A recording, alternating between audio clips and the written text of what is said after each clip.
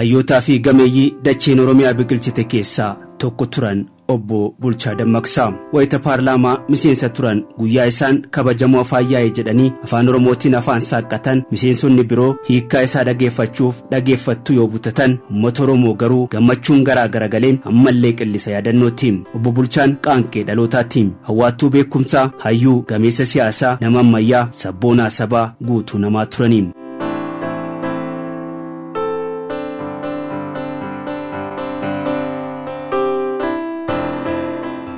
Bulchaa Dammaqsaa godina Wallagga Lixaa aanaa Boojii Dirmajiitti baasaanii obbo Dammaqsaa Sanbatoo fi harmee isaanii addeenaa Isee Sardaarraa dhalataniin maatii isaaniif dhiira tokkichaa fi ilma afuraffaa kan turan obbo Bulchaan barnoota isaanii sadarkaa jalqabaa Gimbiitti sadarkaa lammaffaa godina Arsii Lixaa mana barnoota Adventistii Kuyyaraatti hordofaniiru. Yuunivarsiitii Finfinneetti barnoota isaanii olaanaa digirii jalqabaa damee Ikoonomiksiitiin qabxii olaanaan eebbifamanii.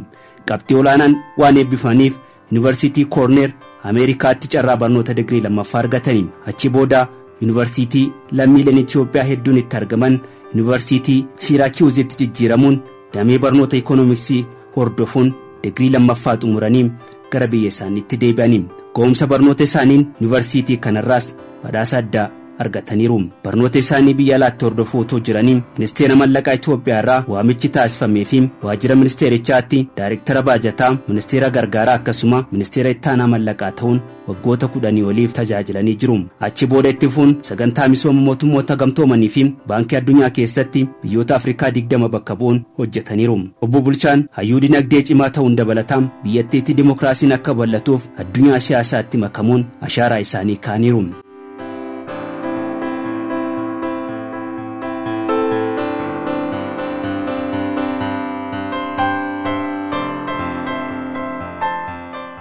Taatee uumamaa ta'e namoonni dhalachuu jiraachuu fi du'aan boqachuun waan haaraa miti. Namoonni hedduun garuu dhalatanii ofiif qofa osoo hin taane uummata isaaniif jiraatu.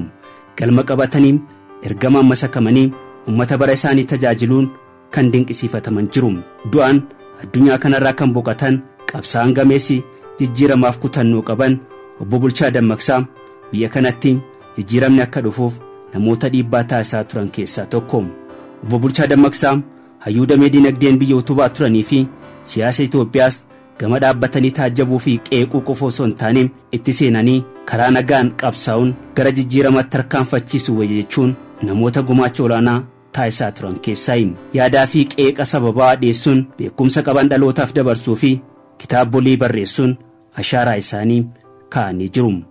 Jaalalaa fi kabaja namoomaaf qabaniin kan beekaman obbo Bulchaan yeroo rakkinaatti afaan Oromoo dubbachuu fi dubbisuun hayyuu daandii saaqaniidha. Hayyuu jabaa waan danda'an maraan uummata Oromoof biyya isaanii tajaajilan ejjennoo qabatan irratti bifa sababaa ta'een cichoominaan kan beekaman waan dhugaadha jedhanii itti amanan eessattiyyuu kan dubbatan nama fakkeenyummaa qabaniidha. Oromoon alatti Itoophiyaan hin jirtu jedhanii amanu.